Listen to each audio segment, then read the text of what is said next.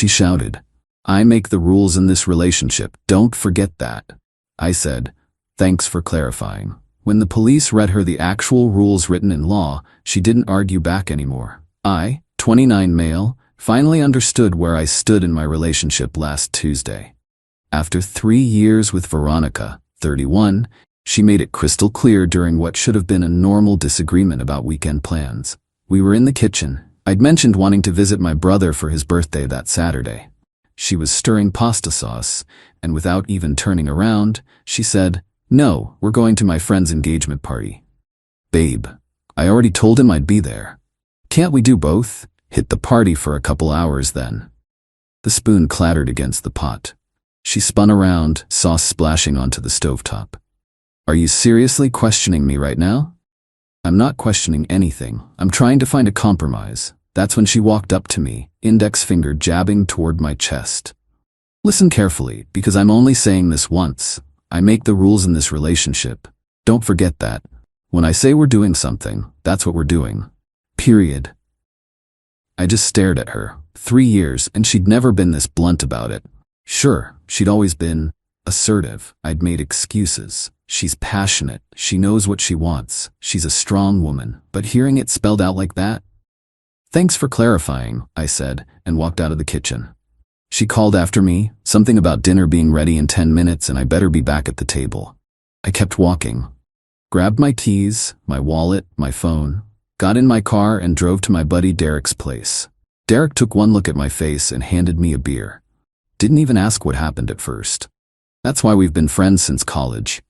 So, he said after I'd downed half the bottle, you finally gonna tell me what's up? I told him everything, not just that night, but all of it. How she'd slowly taken control of my finances because she was better with money. How my friends had become our friends and then just her friends because mine were apparently immature. How family gatherings were scheduled around her calendar, never mine. How she monitored my phone because couples shouldn't have secrets. Dude, Derek said when I finished, that's not a relationship. That's a dictatorship. Yeah. I peeled at the label on my beer bottle. Guess I needed to hear her actually say it out loud to believe it.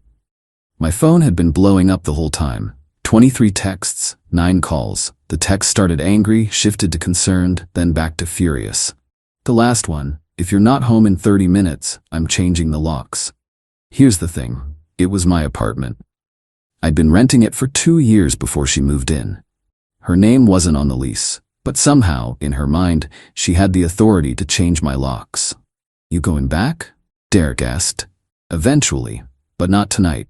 I crashed on his couch, woke up to 52 texts and 17 missed calls. Also 3 voicemails that I deleted without listening to. I knew what they'd say. Instead of going home, I went to work, focused on my projects, had lunch with a coworker I hadn't talked to in months because Veronica didn't like her.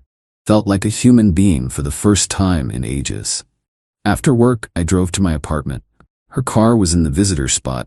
She'd never gotten a residence sticker because that would require putting her name on something official. The lights were on in my unit. I walked in to find her on the couch, surrounded by tissues. The anger evaporated from her face when she saw me, replaced by tears. Baby, I was so worried. Where were you? Why didn't you answer? I needed space to think. Think about what? Us? Are you breaking up with me? I don't know. Maybe. Probably. The tears stopped like someone had turned off a faucet. You can't break up with me. Pretty sure I can. No. She stood up and there was that finger again, pointing at me. I decide when this relationship ends, not you. I make the rules, remember? Right. About that, I don't agree to those rules anymore. She laughed. Actually laughed. You don't get to disagree. That's not how this works. Then I guess it doesn't work. You're being ridiculous. Go take a shower. I'll order Thai food and we can pretend this never happened. Veronica, I want you to move out. Excuse me? This is my apartment. You need to find somewhere else to live. You can't kick me out. I live here. You're not on the lease. You don't pay rent. You're a guest who's overstayed their welcome. Her face went through about 5 different emotions before settling on rage. You think you can just throw me out? After everything I've done for you? I made you better. I fixed you. I didn't need fixing. Yes, you did. Your clothes were pathetic, your friends were losers, your family is trash. Without me, you're nothing. Then I guess I'll be nothing, but I'll be nothing in my own apartment. You have 30 days to find a new place. She picked up a vase, one I'd bought before I met her, and I thought she might throw it. Instead, she set it down carefully. This isn't over. Yeah, it is. I went to my bedroom and locked the door. She pounded on it for a while, shouting about how I'd regret this, how I needed her, how no one else would put up with me. Eventually she gave up. That was 6 days ago. I thought that would be the end of it. I'd give her the legally required notice, she'd move out, we'd go our separate ways. I was so naive. I'll update you all on what happened next. Let's just say when someone tells you exactly who they are, I make the rules. Believe them. And when you refuse to follow those rules, be prepared for war. Update 1. Hey everyone. Thanks for all the support on my first post. Some of you warned me it would get worse before it got better. You were right. So after I told Veronica she had 30 days to move out, I thought she'd either try to win me back or start packing. Instead, she did neither. She acted like nothing had happened. The next morning, I woke up to her making breakfast. Full spread, eggs, bacon, pancakes. She was humming, wearing one of my t-shirts and nothing else. Morning, baby, she said, like we hadn't just broken up. I made your favorite. Veronica, we talked about this. No, you talked. I didn't agree to anything. She set a plate in front of me. Eat up. We have Costco run planned for today. We don't have anything planned. We're not together anymore. She tilted her head like I was speaking a foreign language.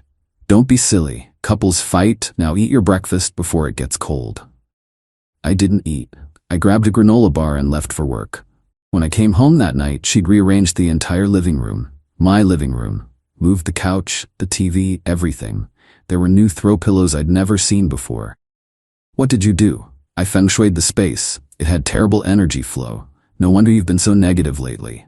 You can't just... I stopped. Arguing was pointless. Please don't move my stuff. Our stuff? She corrected. And I make the decisions about our home. I put everything back after she went to bed. The next day, things escalated. I came home to find my gaming setup dismantled. My PC, my console, my monitors, all unplugged and stuffed in the closet. Where's my computer? You spend too much time on those games. It's not healthy. I decided you need a digital detox. You decided? That's a $3,000 setup. Money you could have spent on us, on our future. But don't worry, I'm not throwing it away. You can have it back when you learn to manage your time better. I set it all back up immediately. She stood in the doorway, watching with this smirk. This is exactly why you need me, she said. You have no self-control. Get out of my room, our room, and I'll go where I please in my own home. That's when I installed a lock on my bedroom door. She lost it when she saw me drilling the holes. You can't lock me out, I'm your girlfriend. Ex-girlfriend. And yes, I can lock my door in my apartment. She tried to grab the drill from me. I pulled it away and she stumbled. Barely touched the wall, but she acted like I'd shoved her. Did you just assault me? What? No, you tried to grab.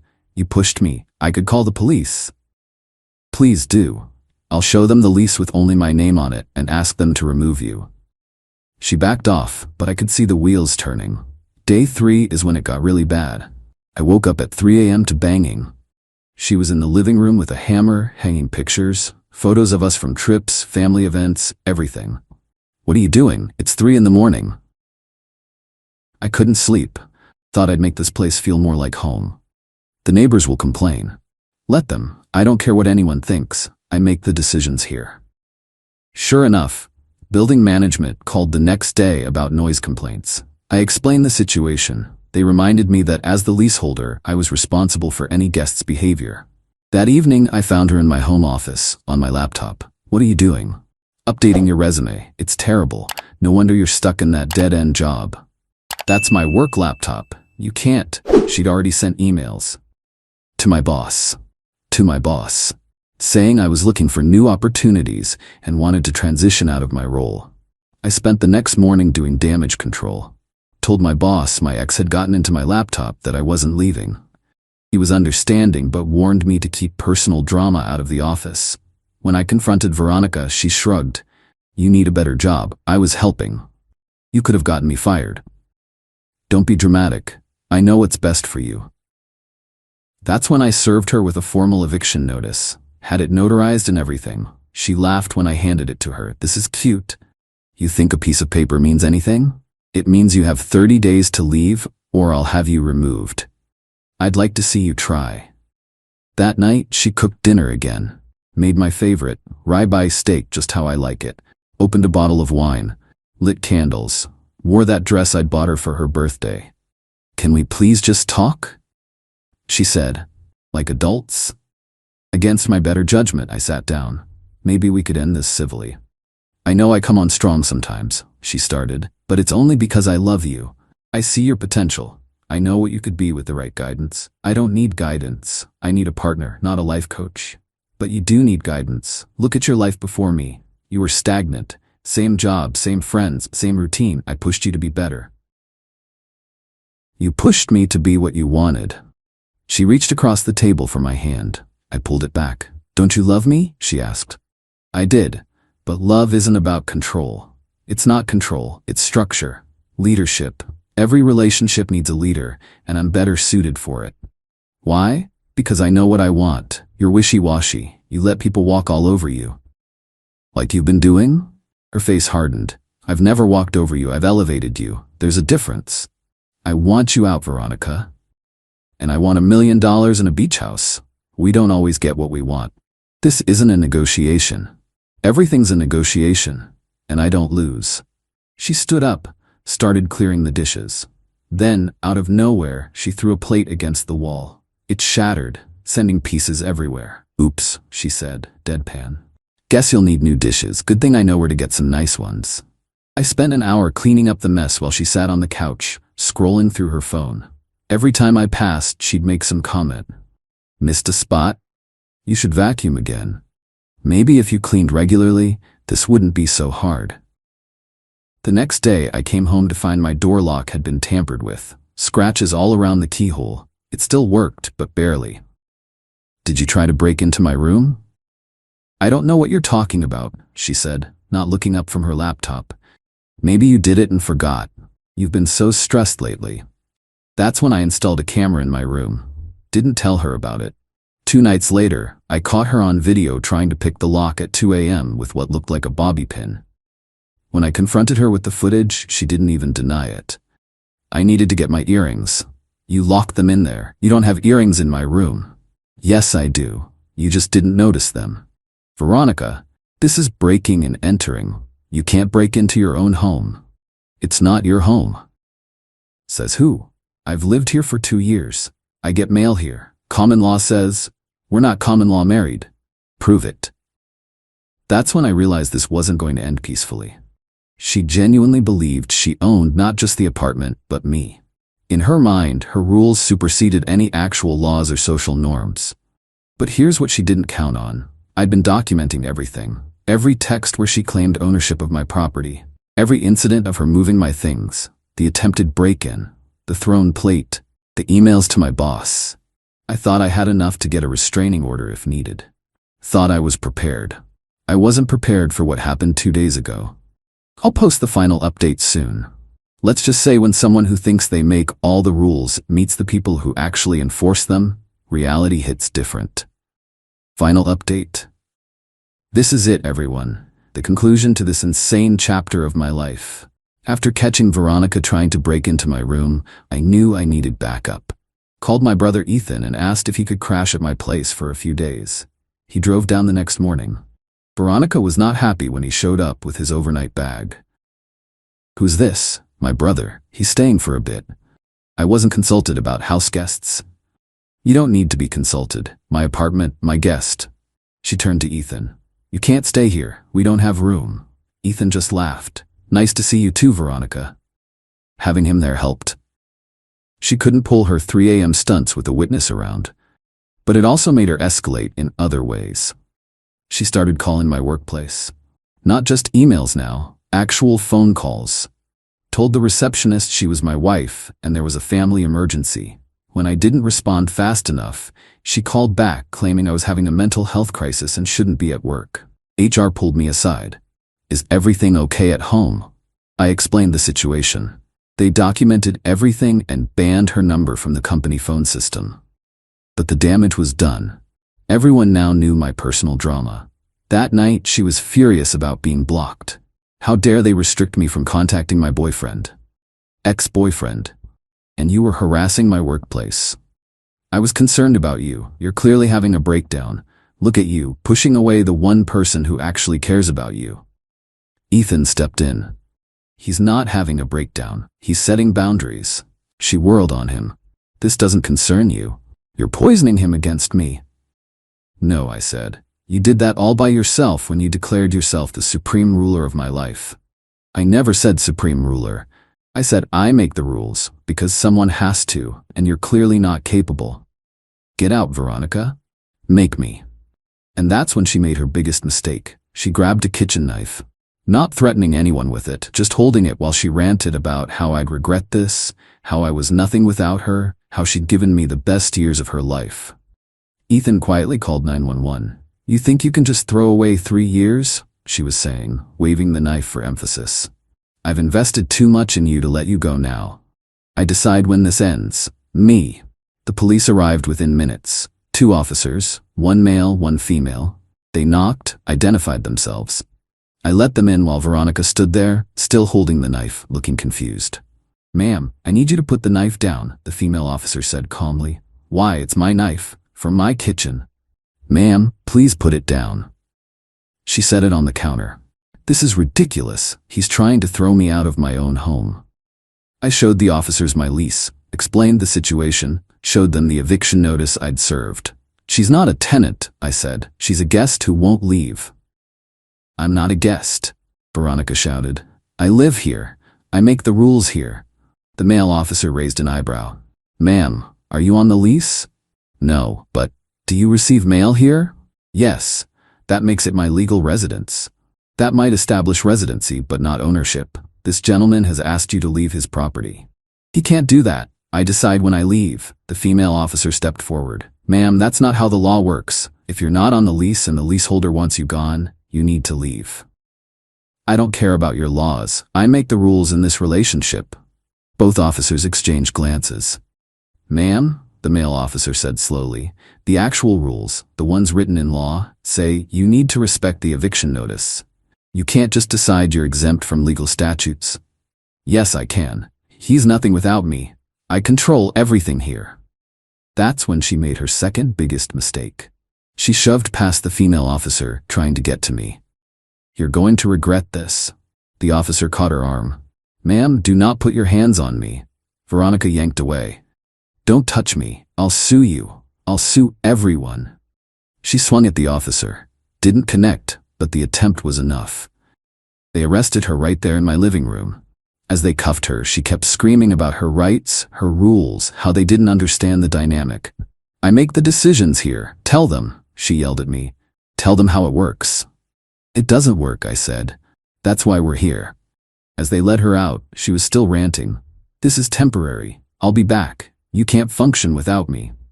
After they left, Ethan and I stood in sudden silence. Well, he said. That was intense.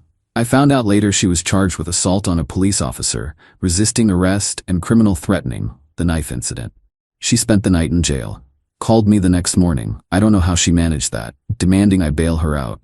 No. You have to. I'm your girlfriend. No, you're not. And no, I don't. This is your fault. If you just followed the rules. I hung up. Her sister eventually bailed her out, showed up at my apartment that afternoon to collect Veronica's things. She was apologetic. I'm sorry about all this. She's always been like this, thinks the world should bend to her will. Why didn't anyone tell me? Would you have listened? Love makes people blind. Plus, she's very good at seeming normal at first.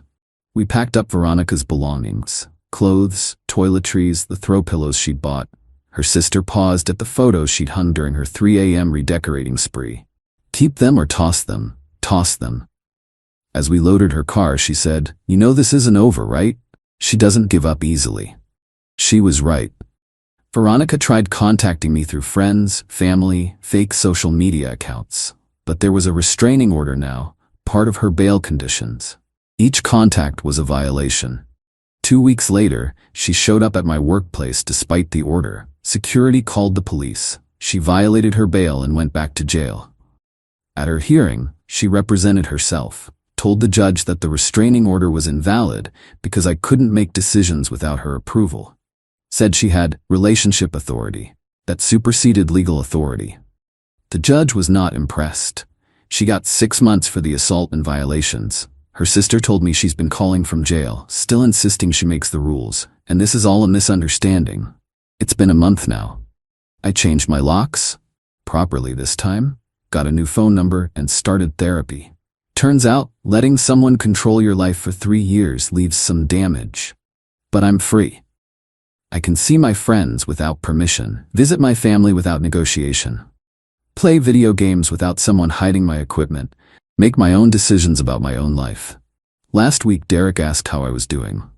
Better, I said. Turns out when someone tells you they make all the rules, they're really telling you they don't respect any rules. Think you'll date again? Eventually. But next time someone says they make the rules, I'm out. Immediately. No second chances. No benefit of the doubt. Good boundaries, man. Yeah, turns out I am capable of making decisions after all. So that's it to everyone in a controlling relationship where your partner thinks they're the sole decision maker. They're not. The law doesn't care about their self-appointed authority. Document everything, get help, and get out. And when they tell you exactly who they are, believe them the first time. Thanks for following this journey, Reddit. I'm gonna go enjoy making my own rules for a while.